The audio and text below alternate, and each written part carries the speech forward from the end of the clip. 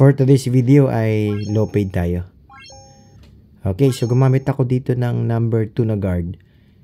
Ano muna ako dito ay tansyahan ba?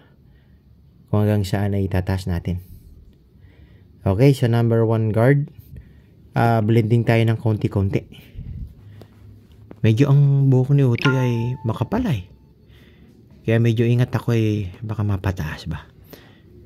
Pero tansyahin pa rin natin ito dahil low fade ang kunay. Ang request niya. Okay, lining ako dito. Sakto lang, di natin papakataas ito. Dahil alanganin sa mid fade, low fade dito ay. Kaya medyo isakto lang natin ay. Dahil ang kanyang ulo ay medyo kumba. Pa-vertical ba. Okay. Ayun no. So, blending na medyo nawawala na ang bagyang dilim ba. Okay, open and close ako dito. Laro lang ako medyo dahil makapal nga ang kanyang buhok ay blending ba. Ito yung mahirap sa mga mga makapalang buhok. Blending medyo makapal ba yung mga hibla.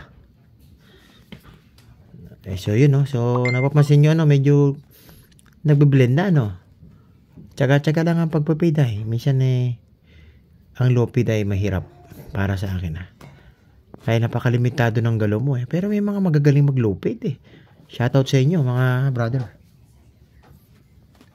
Okay, so kung papasin ninyo ay unti-unti nang nabubura Ito ay detailer gamit ako para tanggalin na itong medyo kulkulin natin itong mga maitim-itim bang dark spot na ito Okay. Okay, nawawala na okay, lining na tayo. Okay. Ayos din ang KB talaga na ito Medyo tinaas ko lang ng konti itong temple niya dahil medyo may dilim-dilim pa dito Kailangan talagang kulkulin dahil medyo ito.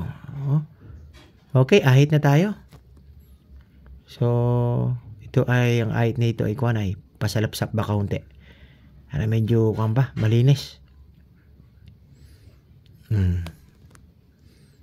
Saktuan lang ito para medyo maganda-ganda naman ang temple niya. Kapal kasi ng buhok ni Utoy kapal Dinis tayo. And then nakikita nyo.